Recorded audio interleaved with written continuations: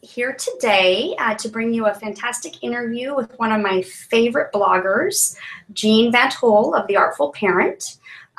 My name is Anna DeZingle. I run a blog called Babble Dabble Do. The URL is down below, and I focus on art, design, engineering for kids. And Jean is one of my longtime heroes. She is just an amazing, inspirational blogger. She's kind of like the biggest blog superstar I have ever met. And I'm so happy that she has agreed to join me here today. Hi, Jean. Hi, Anna. We're here to talk about her new book, The Artful Year. Do you want to tell everybody a little bit about what it's about? It's The Artful Year, and it's about seasonal and holiday arts and crafts and recipes and ways to celebrate around the year with families. What I really love about the book is that you're so encouraging of families to use the holidays as like a springboard to bond, and using, you know, crafts and cooking and all the activities that surround holidays to really, you know, I think get close with your kids and to create beautiful memories with them. That's what struck me most about this book. Okay, so let's get right to our questions. First question is, what is your favorite season? I don't think it's any secret that my favorite season is spring. I love everything about spring. I love the return of warmth. I live in a place where there are 4 seasons, and I appreciate all of the seasons, and each season makes me appreciate the next one even more. But spring is definitely my favorite. Is there like a certain craft or project that you guys do every single year that your family just loves and you look forward to? Have crafts that we do each season, each holiday. One that we do each spring is, you know, decorating and dyeing Easter eggs. That's one I think a lot of people do. We especially like the melted crayon Easter eggs and do that every single year. It's our favorite by far. Some of our other favorites are melted crayon rocks is one we do in the summer and each season really, and doodling on leaves in the fall, and salt dough ornaments in the winter. Those are some of our seasonal standbys, I guess you would call them. I was really impressed with how many Easter egg decorating ideas you have. The book is so it's amazing. I was like, wow, I never. Perhaps a little excessive. Okay, so the next question I have is, you know, a lot of us associate seasonal crafting, and when I first got the book, I thought, okay, this is about holiday crafting, but really there are 4 seasons to celebrate, and some have a dominant holiday like winter, and some don't. So for you know, seasons like summer that don't have a dominant holiday, what do you recommend doing with your kids? What kind of activities, or how do you celebrate that season? Well, for any season, summer and for any of the other seasons, I always like to look to the season itself and the themes of the season, the colors of the season, the natural world. I like to look to nature for inspiration. So in the summer, you could think about the colors, the garden, flowers, green.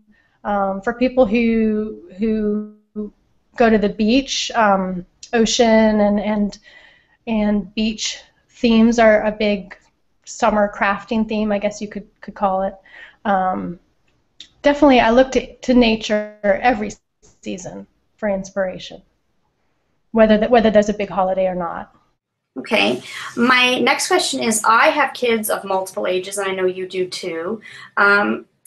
So how do you help me set up a way that I can do a craft or activity with kids who range from, like, I have a 2-year-old up into an almost 8-year-old. How do you set something up for kids of multiple ages?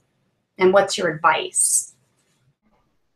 There are lots of ideas that I like to use, but I would preface it by saying that even if you set up the ideal activity for a mixed age group, depending on the day and the child, maybe not everyone's going to engage in the activity every single time. You could set up the best activity in the world, and not everyone is going to be in the mood for it, possibly.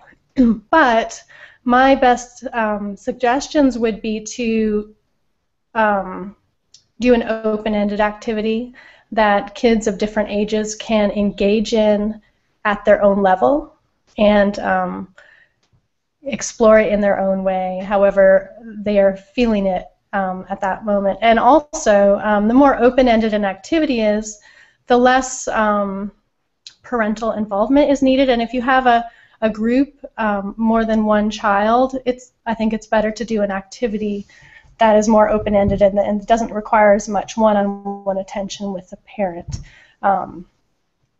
So those are a couple of the suggestions I have. And then also just keep in mind that, you know, not people will come to it at their own interest level, and sometimes one child might stay at the table and craft for a really, really long time, and another time they might go off and want to play or just not be in the mood for it. And to stay flexible and not to get discouraged if that happens one time, to keep offering activities and keep trying. I think that's great advice, because I find that I just never know with my kids which one is going to respond. Sometimes I think I have an activity that my son is going to adore, and maybe he doesn't respond, but my daughter loves it, and vice versa.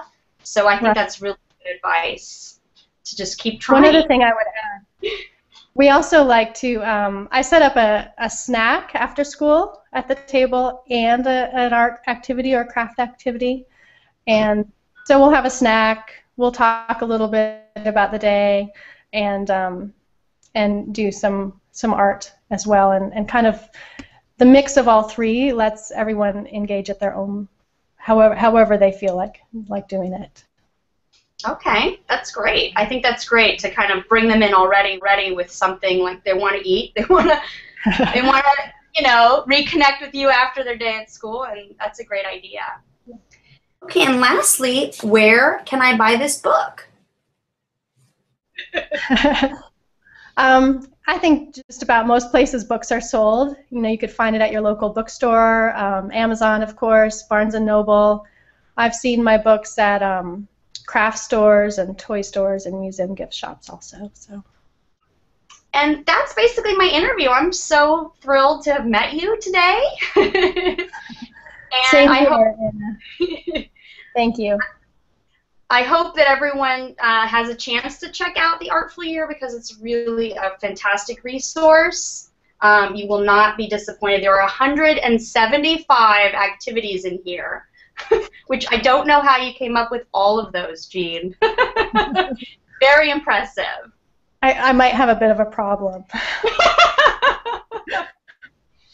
I think all bloggers are a little bit, we all have so many ideas and just not enough time, but you clearly made the time and just created a great resource for people, so thank you. Thank you so much. All right, that's our interview, so we'll take care. Thank you. Thank you. Bye-bye.